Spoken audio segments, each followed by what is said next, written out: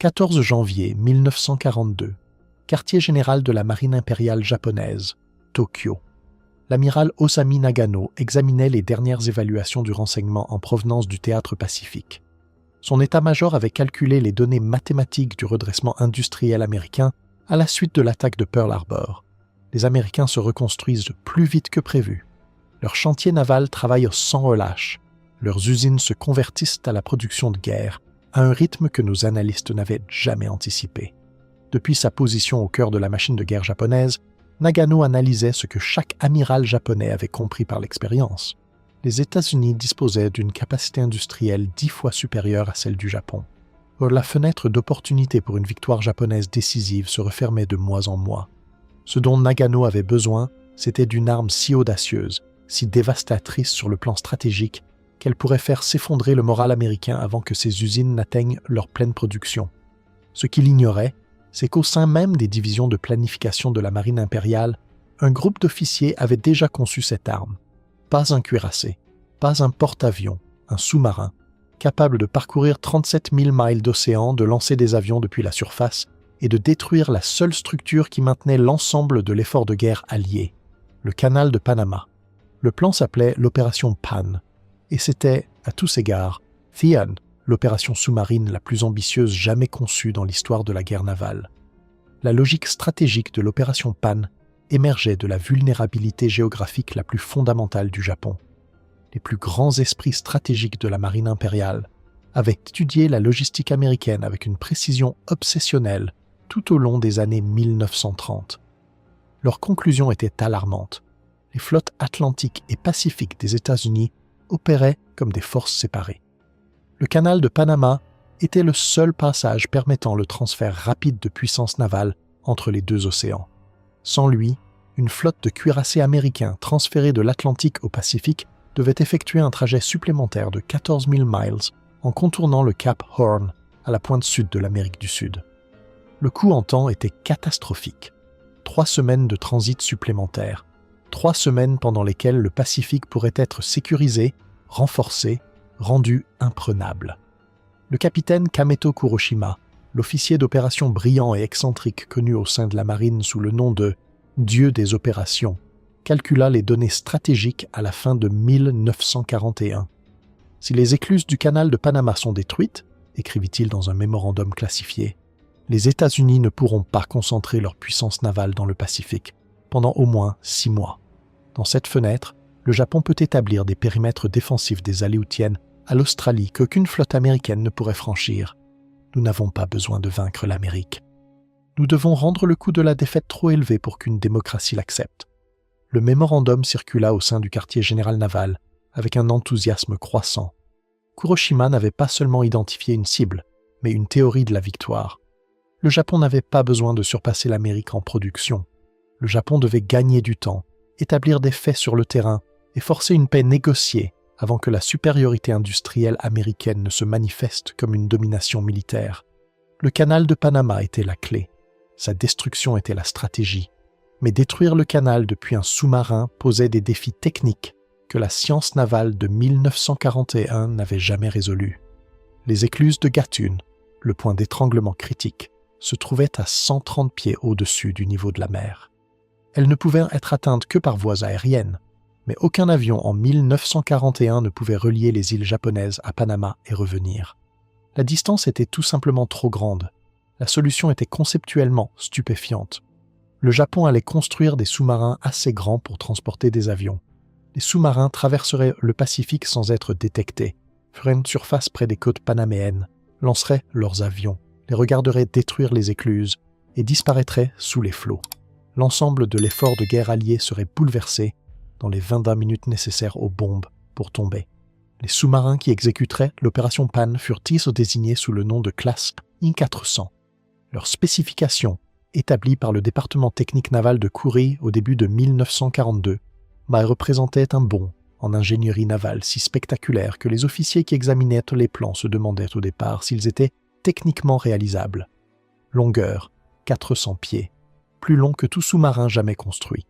Déplacement, 6500 tonnes en plongée, près de 3 fois le déplacement d'un sous-marin de flotte japonais standard. Autonomie, 37 500 miles sans ravitaillement. De quoi faire le tour du monde une fois et demie. Capacité en aéronef. 3 hydravions torpilleurs Aichi M6 à Seiran. Le nom Seiran signifiait « brume de montagne ». Ils étaient conçus spécifiquement pour être repliés, stockés dans un pont-hangar pressurisé, assemblés en moins de 30 minutes et lancés depuis une catapulte intégrée dans le pont avant du sous-marin. Chaque appareil pouvait emporter une bombe de 800 kg ou une torpille aérienne. 3 sous-marins transportant 9 avions pouvaient se délivrer une charge de bombe approximativement équivalente à un raid aérien lourd sur une cible ponctuelle. Les écluses de Gatun étaient une cible ponctuelle. L'ingénieur vice-amiral Shigeyoshi Miwa, chargé de superviser le développement technique, écrivit dans son journal le 3 mars 1942 « Nous construisons quelque chose que l'histoire n'a jamais vu. Les Anglais avaient leurs dreadnoughts, les Américains ont leurs porte-avions, le Japon aura des sous-marins qui sont eux-mêmes des porte-avions. Lorsque les historiens futurs écriront sur l'innovation navale, ils écriront de cela. Les défis techniques étaient immenses. Alors, la coque d'un sous-marin standard est un cylindre optimisé pour la pression de l'eau. Un hangar sous-marin nécessitait un tube cylindrique de 11 pieds de diamètre courant sur toute la longueur du pont avant. Ce tube devait avoir une intégrité étanche aux profondeurs opérationnelles. Il devait maintenir une atmosphère contrôlée afin que le carburant des avions et les munitions ne s'enflamment pas sous l'effet de l'humidité ou des variations de pression. Il devait être doté d'une porte à son extrémité avant, assez grande pour permettre le passage d'un avion replié, tout en étant capable de s'étancher sous des centaines de pieds d'eau. Les concepteurs de l'arsenal naval de Kure travaillèrent tout au long de 1942 et jusqu'en 1943 pour résoudre des problèmes sans précédent. Comment maintenir les moteurs d'avion dans un environnement fermé et humide sans les faire tourner? Comment lancer 3 avions suffisamment rapidement pour que le radar ennemi et les batteries côtières ne réagissent pas avant que les 2e et 3e appareils ne quittent la catapulte? Comment récupérer les avions après une mission, alors que toute opération en surface risquait la détection et l'attaque? Les réponses se révélèrent lentement, au fil de centaines d'itérations techniques. Les moteurs d'avion seraient conservés dans de la graisse cosmoline et enveloppés dans des matériaux absorbant l'humidité. Un système de préchauffage porterait les moteurs à température de fonctionnement en 7 minutes. Une catapulte à air comprimé pourrait lancer un avion en 3 secondes. L'ensemble du hangar pourrait être inondé et scellé pour la plongée en 14 minutes. Les avions eux-mêmes, les Seiran, furent radicalement repensés. Les hydravions standards étaient conçus pour des opérations tranquilles depuis des mouillages calmes. Le Seiran devait fonctionner après des semaines passées dans un tube métallique scellé, être assemblé en 30 minutes dans des conditions de combat, survivre à un lancement par catapulte délivrant 4,5 grammes d'accélération et voler 650 miles jusqu'à une cible. Les ingénieurs d'Aichi supprimèrent tout composant superflu. Ils conçurent des ailes repliables qui se verrouillaient automatiquement en position déployée. Ils conçurent des flotteurs détachables pouvant être entièrement retirés pour les missions kamikazes où la récupération n'était pas prévue. Ils conçurent l'appareil pour accepter indifféremment une torpille ou une bombe sur le même point d'emport, permettant une flexibilité de mission jusqu'au dernier moment. Le pilote qui maîtriserait ces appareils était sélectionné à la main par le lieutenant-commandant Tatsunoke Arizumi. Arizumi, qui commandait les opérations aériennes de la force sous-marine, comprenait que les pilotes avaient besoin de compétences qu'aucun aviateur naval n'avait jamais eu à acquérir auparavant. Ils devaient se décoller depuis un sous-marin en mouvement dans la houle océanique. Ils devaient naviguer sur 650 miles en plein océan sans point de repère. Ils devaient retrouver une cible qu'ils n'avaient jamais vue qu'en photographie et en images de reconnaissance aérienne. Ils devaient frapper des écluses larges de seulement 110 pieds. Et ils devaient faire tout cela après des semaines de confinement dans un sous-marin où ils ne pouvaient pas faire d'exercice, ne pouvaient pas s'entraîner à voler et pouvaient à peine se tenir assis dans leur couchette. Le programme d'entraînement qu'Arizumi conçut était sans précédent dans sa rigueur.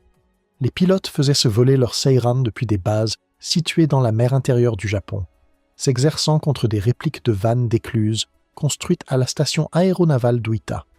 Les répliques étaient reconstruites à l'échelle exacte, 110 pieds de large, avec les mêmes angles d'approche qu'un pilote rencontrerait en arrivant depuis le côté pacifique du Panama. Les pilotes volèrent le profil d'attaque des centaines de fois, approche à l'aube depuis l'est, le soleil dans leur dos et dans les yeux des défenseurs, sur basse altitude pour éviter le radar, Manœuvre en chandelle à 3 miles pour acquérir la cible. Piqué à 45 degrés. Largage à 600 mètres. Dégagement à 200 mètres.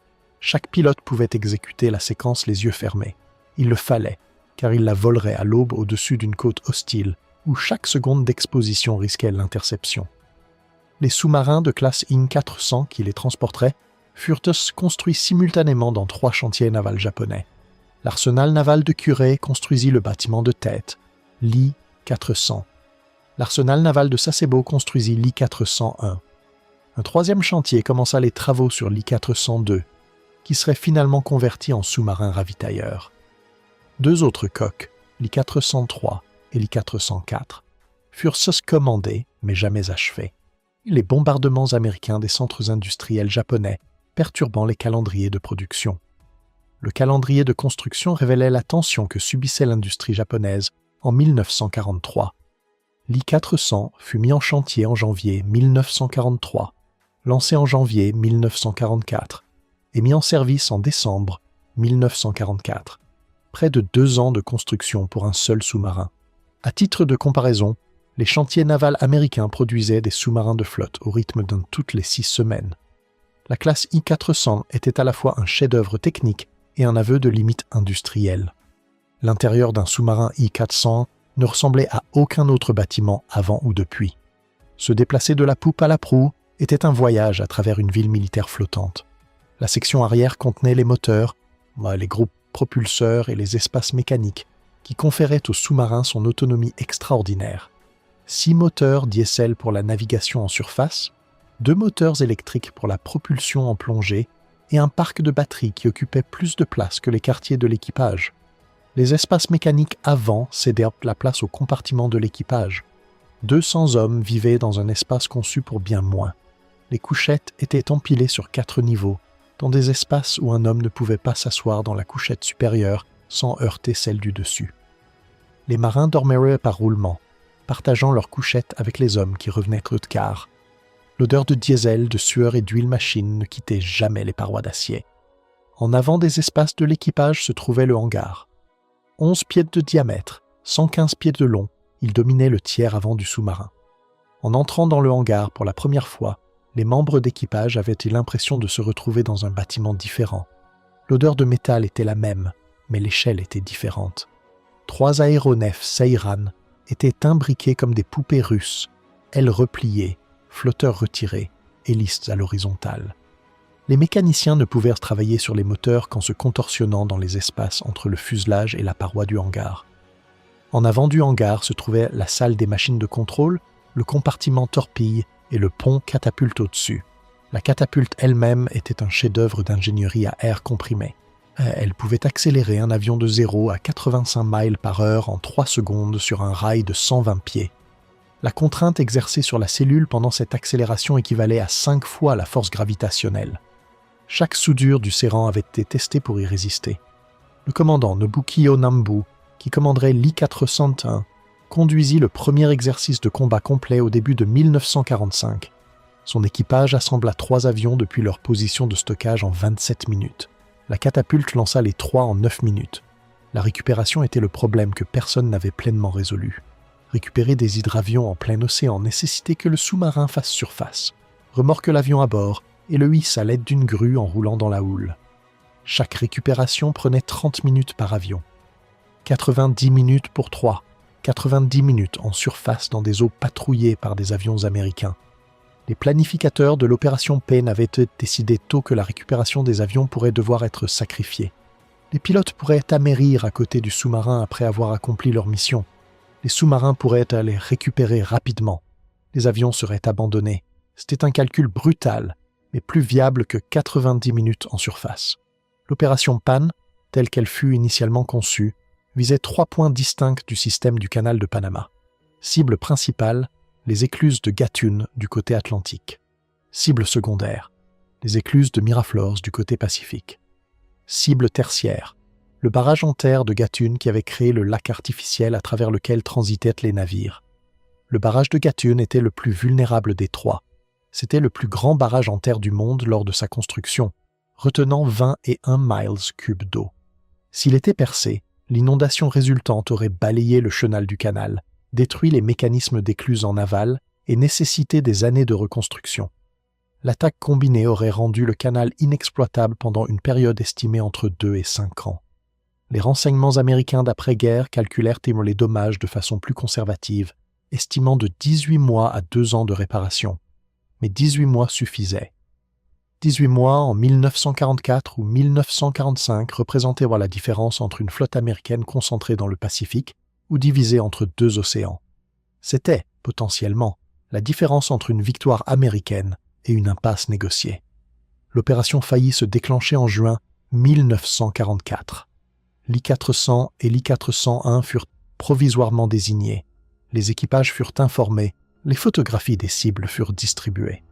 Puis Saipan tomba aux mains des forces américaines le 9 juillet 1944.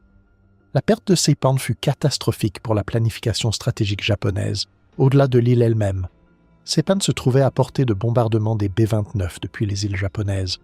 Sa chute signifiait que les bombardiers américains pouvaient désormais atteindre Tokyo, Osaka, Kobe, Nagoya, et les arsenaux navals de Kure et de Sasebo, où les sous-marins de classe ES-400 étaient en cours d'achèvement et d'entretien. Plus immédiatement, la perte de Saipan déclencha une crise politique. Le Premier ministre Tojo démissionna. La conception stratégique globale de la marine devait être réévaluée. L'opération Pan fut suspendue dans l'attente d'une révision des priorités. La révision prit des mois. Durant ces mois, les forces américaines poursuivirent leur avance dans le Pacifique. Le golfe de Leyte, Iwo Jima. Chaque île rapprochait la puissance aérienne américaine du Japon lui-même.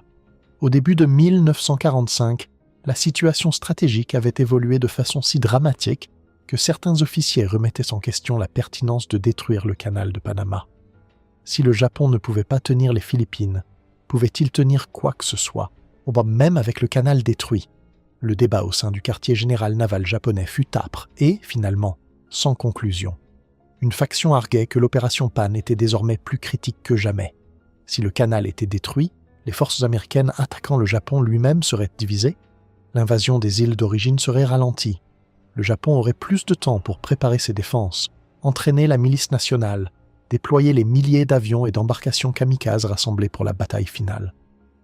Une autre faction arguait que les sous-marins étaient nécessaires plus près des côtes.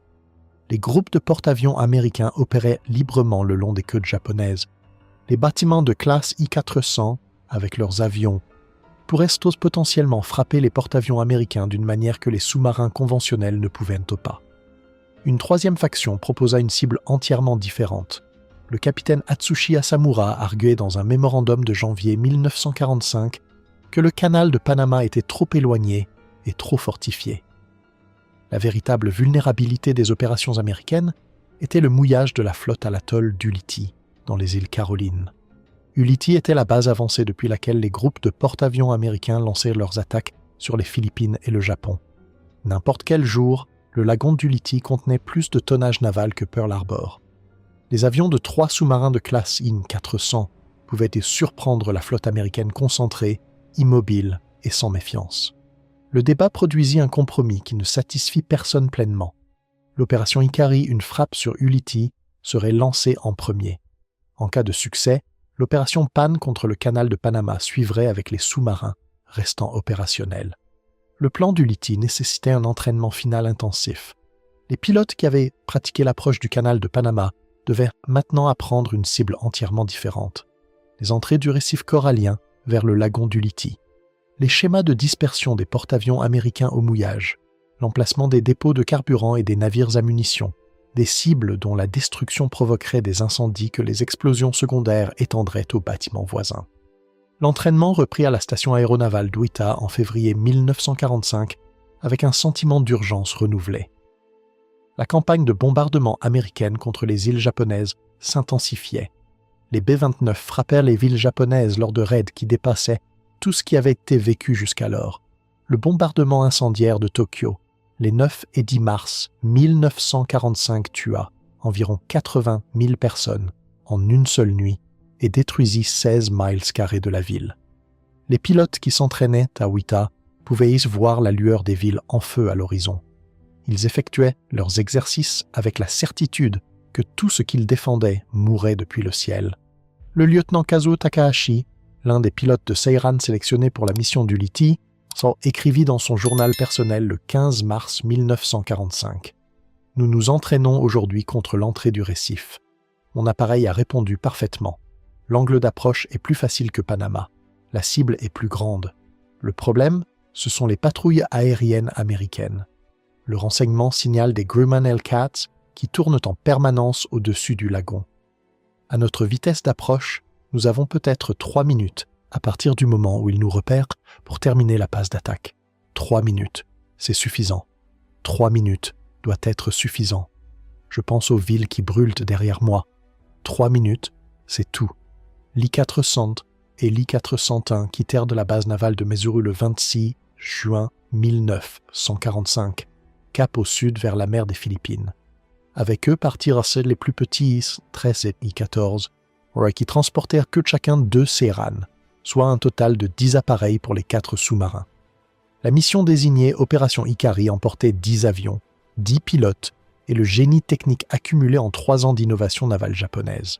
Ce que les planificateurs de Tokyo ne savaient pas, c'est que le renseignement américain sur les signaux avait déjà détecté un trafic radio inhabituel associé à la force sous-marine.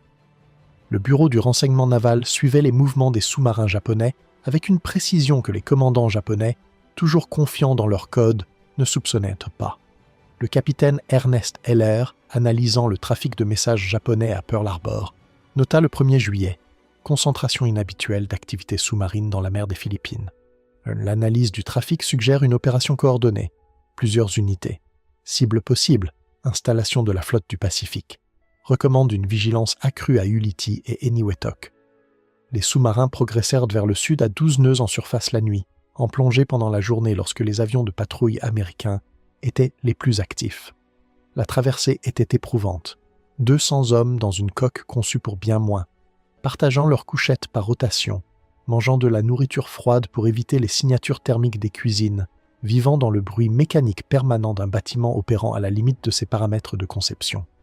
Les pilotes de Seiran étaient les plus à plaindre. Leurs appareils occupèrent le pont-hangar, ne laissant aucun espace pour l'exercice ou le divertissement. Et ils vivaient dans leurs couchettes ou dans le carré des officiers exigus, revoyant des photographies de cibles qu'ils avaient déjà mémorisées, calculant des angles d'approche qu'ils auraient pu dessiner les yeux fermés, attendant une mission qui pourrait ou non se concrétiser. Le commandant Nambu à bord de l'I-401 conduisait chaque jour des exercices de navigation sous-marine, maintenant la disponibilité opérationnelle de l'équipage pour le moment où il devrait faire surface et lancer. La séquence avait été répétée jusqu'à l'automatisme. Surface. Ouvrir la porte du hangar, sortir les avions un par un, déplier les ailes, fixer les flotteurs, amorcer les moteurs, ravitailler les avions depuis les pompes montées sur le pont, lancement par catapulte, plongée. Toute la séquence en 30 minutes. 30 minutes était l'objectif. En pratique, la moyenne était de 33. Les 3 minutes supplémentaires rongeaient Nambu. 3 minutes en surface près d'un port défendu représentaient une éternité.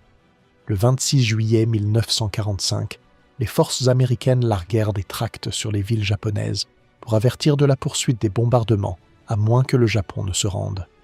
Les tracts nommaient des villes spécifiques qui seraient de bombarder ensuite.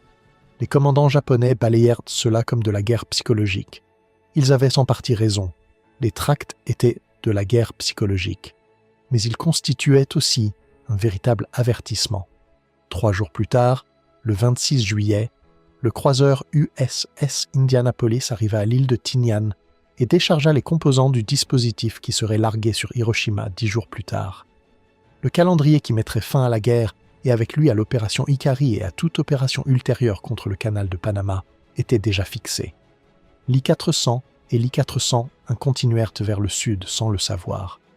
Le 6 août 1945, la première bombe atomique tomba sur Hiroshima. La force sous-marine en reçut la nouvelle par radio 14 heures plus tard. Pour les équipages des sous-marins de classe Peace-Destroyer 400, la nouvelle fut accueillie par un silence que les commandants décriraient plus tard comme différent de tout ce qu'ils avaient vécu dans leur carrière navale. Des hommes qui avaient survécu à des années de guerre, qui avaient vu des amis mourir et des navires couler, qui avaient accepté avec le stoïcisme de leur culture qu'eux-mêmes étaient susceptibles de mourir, restèrent-ils silencieux, abasourdis, pendant que le message radio était lu à voix haute. Une une bombe, 80 000 morts. Les calculs étaient simples et dévastateurs. Le Japon comptait environ 60 villes d'une taille significative. L'Amérique disposait vraisemblablement d'autres bombes. L'arithmétique de la guerre avait changé en un seul instant. Le commandant Nambu rassembla ses officiers dans le carré exigu de l'I-401 et leur dit ce qu'ils savaient. Soit pas grand-chose. Une bombe. Une ville. La mission se poursuit dans l'attente d'ordre du quartier général. Ses officiers le regardèrent avec des expressions qu'ils ne pouvaient pas tout à fait déchiffrer. Détermination peut-être, ou résignation, ou quelque chose entre les deux pour lequel la tradition navale japonaise n'avait pas de mots. Les ordres du quartier général, lorsqu'ils arrivèrent, étaient ambigus. Continuez vers la position assignée. Attendez de nouvelles instructions. Ce que le quartier général ne disait pas, c'est que le débat à Tokyo était devenu incohérent. Des officiers militaires et des civils débattaient simultanément de la capitulation, de la résistance, de termes négociés, de la bataille finale et de la signification d'une arme sans précédent dans l'histoire humaine. Les sous-marins de l'opération Ikari continuèrent vers Ulithi, davantage par élan que par ordre. Le 9 août, la deuxième bombe atomique tomba sur Nagasaki. Le message radio parvint aux sous-marins cet après-midi. Une deuxième ville, une deuxième bombe. L'intervalle entre les deux explosions était de 3 jours. L'implication était mathématique et impitoyable. Si l'Amérique disposait de bombes à utiliser lors de frappes consécutives, les villes japonaises pouvaient être détruites plus rapidement que le Japon ne pouvait réagir. Ce même jour, les forces soviétiques traversèrent la frontière en Mandchourie, ouvrant un second front qui anéantit les derniers calculs stratégiques du Japon. Le dernier espoir des planificateurs militaires japonais avait été que la neutralité soviétique pourrait être exploitée pour obtenir une paix négociée par l'intermédiaire de Moscou. Cet espoir mourut avec la déclaration de guerre soviétique. Le commandant Asamura, dont l'idée avait redirigé l'opération Pan vers Ulithi, reçut la nouvelle des 2 bombes atomiques et de l'attaque soviétique en l'espace de 48 heures. Il écrivit dans son journal « Il y a 3 ans, nous croyions construire l'arme qui déciderait de cette guerre. Nous croyions que le canal était la clé. Puis nous avons cru qu'Ulithi était la clé. Maintenant je comprends que nous avons toujours posé la mauvaise question. La question n'a jamais été quelle écluse bombarder ou quelle flotte couler. La question était de savoir si une nation peut vaincre une force qui produit des armes plus vite que nous ne pouvons les compter. Nous ne le pouvons pas. La mission fut interrompue le 15 août 1945, lorsque l'empereur Hirohito diffusa son rescrit annonçant l'acceptation par le Japon de la déclaration de Potsdam. L'I-400 et l'I-401 reçurent sur le message et firent surface. Pour la première fois depuis des semaines, 200 hommes par sous-marin se tinrent sur le pont en plein soleil. Certains pleurèrent, d'autres regardèrent simplement l'horizon. Les avions dans le hangar, les serrans qui avaient été préparés pour des frappes sur Ulithi et, au-delà, sur le Panama, reçurent l'ordre d'être détruits. La destruction fut menée avec le soin méticuleux qui caractérisait la procédure navale japonaise, même dans la défaite. Les avions furent démontés, les composants furent jetés par-dessus bord. Les ponts hangars construits avec un tel génie technique furent vidés dans l'océan Pacifique. Les sous-marins eux-mêmes firent surface et prirent la route du Japon sous escorte américaine. Les officiers de la marine américaine qui montèrent à bord de l'I-400 pour la première fois furent, selon tous les témoignages, sans voix. Le commandant Thomas Blanchard, chargé de prendre possession du bâtiment, écrivit dans son rapport après action. « Ceci ne ressemble à aucun sous-marin que j'ai rencontré dans quelques briefings de renseignement ou manuels techniques que ce soit. L'échelle est tout simplement incompréhensible jusqu'au moment où vous vous tenez sur le pont. Il est aussi long qu'un destroyer. Le hangar à avions est plus sophistiqué que tout ce que nous avons construit dans la conception sous-marine américaine. Ces avions, ce qu'il en reste, sont des armes de frappe conçues à cet effet, différentes de tout ce que nous avons en inventaire.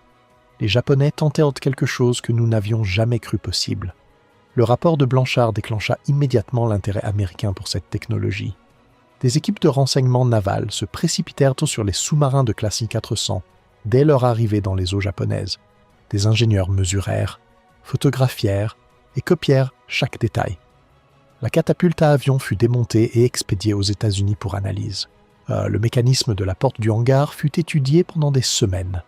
Le système de lancement à air comprimé fut rétroconçu par des ingénieurs américains qui travaillaient sur des concepts similaires, sans succès depuis des années. La marine américaine fit remorquer l'I-400 et l'I-401 jusqu'à Pearl Harbor. Les demandes soviétiques d'inspection des bâtiments furent refusées. La guerre froide commençait déjà, et les planificateurs navals américains n'avaient aucune intention de partager une technologie qu'ils évaluaient encore eux-mêmes. Les sous-marins furent là finalement coulés dans les eaux hawaïennes en 1946. Les informations classifiées détruites avec eux. Mais les concepts qu'ils incarnaient ne coulèrent pas avec les coques. Les ingénieurs navals américains qui avaient étudié la classe Pujim 400 portèrent leurs observations dans les programmes de développement d'après-guerre. Le concept d'un sous-marin capable de projeter de la puissance aérienne atteignit sa conclusion logique dans les années 1950 avec les expériences américaines sur les missiles de croisière lancés depuis des sous-marins. L'USS Growler et l'USS Greyback furent convertis pour emporter le missile nucléaire de croisière Regulus, une arme conceptuellement descendante du torpilleur Seiran que les ingénieurs japonais avaient conçu pour l'attaque du canal de Panama. La filiation directe entre la classe Kiowa, IA-400, et le missile balistique moderne lancé depuis un sous-marin n'est pas linéaire, mais elle est réelle. Les Japonais avaient fast prouvé que les sous-marins pouvaient transporter des armes, nécessitant une plateforme de lancement plus grande que le sous-marin lui-même. Ce concept, une fois démontré, ne disparut jamais de la pensée navale.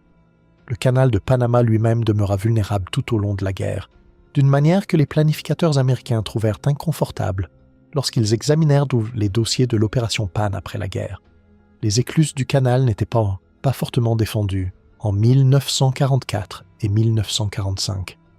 Les défenses aériennes consistaient principalement en artillerie anti-aérienne qui aurait été efficace contre des raids aériens conventionnels, mais qui aurait eu du mal à faire face à 3 avions approchant à basse altitude depuis le Pacifique à l'aube. Les analystes du renseignement américain qui examinèrent les plans japonais en 1945 parvinrent à une conclusion qu'ils gardèrent classifiée pendant des décennies. L'opération Pan, si elle avait été exécutée fin 1944 ou début 1945, aurait vraisemblablement réussi à causer des dommages significatifs aux écluses de Gatun. L'étendue de ces dommages dépendait de l'exactitude du bombardement. Bombarder directement les vannes des écluses et le canal aurait pu être réparé en quelques mois. Bombarder les mécanismes des vannes et les systèmes électriques et le calendrier de réparation s'étendait à 1 an ou plus. Bombarder le barrage de Gatun lui-même avec la bonne ogive et le résultat était une catastrophe dont la reconstruction aurait pris des années. Les planificateurs japonais, travaillant à partir de photographies de reconnaissance des années 1930 et de documents techniques obtenus par des canaux de renseignement, avaient identifié le barrage de Gatun comme cible principale précisément en raison de sa vulnérabilité. Les barrages en terre, une fois percés par inondation plutôt que par explosion, nécessitent une reconstruction complète. On ne peut pas réparer un barrage en terre de la même façon qu'on répare une structure en béton. Le renseignement stratégique était correct, la solution technique était correcte, les avions étaient capables, les sous-marins étaient opérationnels. Ce qui tua l'opération Pan, c'était le temps. Le temps consumé par le débat sur les priorités, le temps consumé par la perte de Saipan et la crise politique qui s'ensuivit, le temps consumé par la décision de se concentrer d'abord sur Ulithi, le temps consumé par le succès même de la production industrielle américaine, qui raccourcit la guerre plus vite que les planificateurs japonais ne l'avaient calculé dans leurs projections les plus pessimistes. Au moment où l'I-400 et l'I-401 étaient pleinement opérationnels et où la mission fut finalement assignée, la bombe atomique n'était plus qu'à 3 semaines de mettre fin à la guerre que l'attaque du canal était censée prolonger. L'exploit technique que représentent les sous-marins de classe IS-400 est indépendant de l'échec stratégique de l'opération Pan. Par toutes les mesures techniques, la marine japonaise avait accompli ce que ses ingénieurs s'étaient fixé comme objectif. Ils construisirent le plus grand sous-marin jamais construit à ce moment de l'histoire. Ils conçurent des avions assez petits pour tenir à l'intérieur et assez puissants pour frapper des cibles à 650 miles de distance. Ils créèrent un système de catapulte capable de lancer un avion en 3 secondes depuis un pont en mouvement. Ils entraînèrent des pilotes à effectuer une mission de bombardement de précision contre une cible qu'ils n'avaient jamais vue qu'en photographie. Tout cela fut réalisé en temps de guerre, avec une base industrielle en cours de destruction systématique par les bombardements américains, en utilisant des matériaux alloués depuis une économie de guerre sous contrainte qui manquait simultanément d'acier, d'aluminium et de carburant aviation. Les hommes qui construisirent et servirent à bord des sous-marins de classe I-400 savaient, à quelque niveau que ce soit, même qu'ils construisaient quelque chose qui dépassait la situation stratégique de leur époque. Ils construisaient ce pour un concept de guerre navale, que la guerre qu'ils menaient avait déjà rendu obsolète. Les porte-avions, et non les sous-marins, étaient l'arme navale décisive de la guerre du Pacifique. Les bâtiments de classe 400 étaient des sous-marins qui essayaient de devenir des porte-avions, alors que les vrais porte-avions étaient déjà en train de gagner la guerre. Et pourtant, le concept était juste d'une manière que l'histoire finirait par valider. Le sous-marin nucléaire armé de missiles balistiques, qui devint l'arme navale décisive de la guerre froide, était un sous-marin qui lançait des armes de destruction massive contre des cibles terrestres depuis les profondeurs de l'océan. C'était, dans sa conception stratégique, exactement ce que la classe I-4 Sense tentait d'accomplir en 1944. Les ingénieurs japonais avaient 50 ans d'avance et une génération technologique de moins par rapport à l'arme qu'ils essayaient de créer. Le capitaine Kuroshima, le dieu des opérations, qui avait conçu la justification stratégique d'une attaque contre le canal de Panama, passa les années d'après-guerre dans l'obscurité. Il avait eu raison sur l'importance stratégique du canal. Les planificateurs américains qui analysèrent la guerre du Pacifique confirmèrent par la suite qu'une perturbation du canal en 1944 aurait créé de sérieuses complications logistiques pour l'offensive américaine en accélération. Il avait eu raison sur le concept des avions lancés depuis un sous-marin. L'arme fonctionnait. Il s'était trompé sur le temps. Il avait calculé que le Japon disposait d'une fenêtre d'opportunité stratégique qui était, en fait, déjà en train de se refermer lorsqu'il rédigea son mémorandum. Les pilotes qui s'entraînèrent à la station aéronavale d'Oita, qui volèrent tant l'approche du canal de Panama des centaines de fois, qui mémorisèrent la largeur des écluses de Gatun et l'angle du soleil matinal au-dessus de l'entrée pacifique, vécurent avec une forme inhabituelle de culpabilité du survivant. Ils s'étaient préparés pour une mission qui n'eut jamais lieu. Ils s'étaient entraînés pour une frappe qui aurait pu, selon leur propre évaluation, changer le cours de la guerre. Ils étaient prêts. La mission avait été annulée non pas par l'action ennemie, mais par une arme qui rendit simultanément toutes les missions militaires caduques. Le lieutenant Takahashi, et dont l'entrée de journal de mars 1945 capture l'intensité de la période d'entraînement, survécut à la guerre. Il retourna dans sa famille à Kagoshima. Il ne parla jamais publiquement de l'opération. Son journal fut découvert par ses petits-enfants après sa mort et finalement donné au musée maritime de Kure, où l'histoire de la classe 400 est conservée.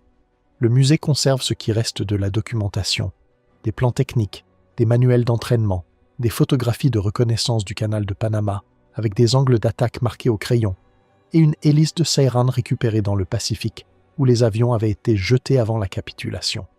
L'hélice est tripale, peinte en vert sombre, d'un diamètre de 8,2 pieds.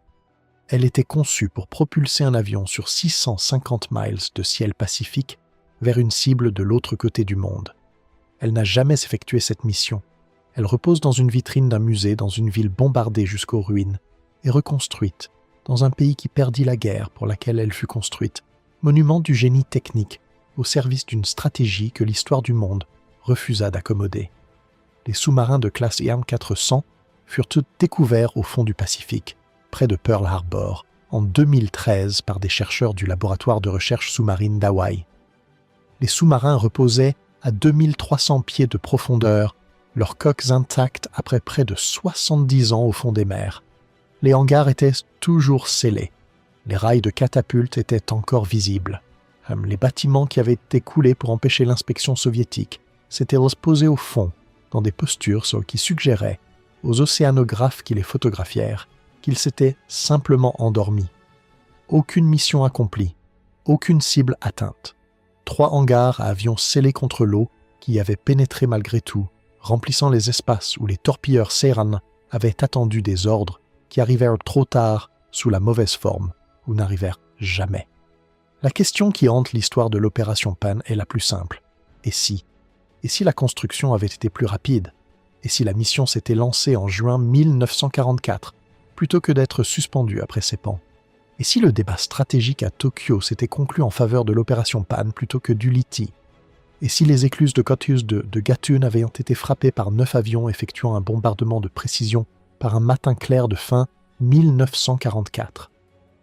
Les historiens américains qui ont modélisé le scénario parviennent à des conclusions qui sont inconfortables précisément parce qu'elles sont plausibles. Le canal aurait subi des dommages. L'étendue des dommages dépendait de la précision du bombardement. La précision avec les Seiran, entraînée spécifiquement pour cette mission, contre cette cible, par des pilotes qui avaient volé l'approche des centaines de fois, aurait été élevée. Les dommages aux écluses de Gatun, dans le scénario le plus probable, auraient nécessité 3 à 6 mois de réparation d'urgence.